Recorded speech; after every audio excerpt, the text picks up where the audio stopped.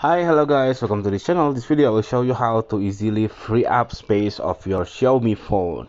So what you have to do, you just open your gallery on your Xiaomi phone. By default, there is an option of here on the triple dot in how to free up space. See, you can see free up space because like mine, maybe you no, I know that your gallery full of spam, full of debris, full of any kind of image that actually you're really not using of that.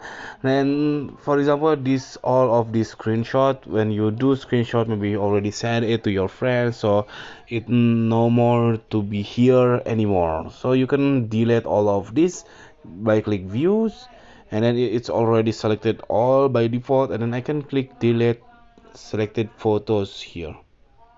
So I will delete, so I will free up space about 200 megabytes, I think. And then the next one, of course, the videos is consume a lot of our memory space, and sometimes the video is really not important for us, and you can delete all of those by using this one.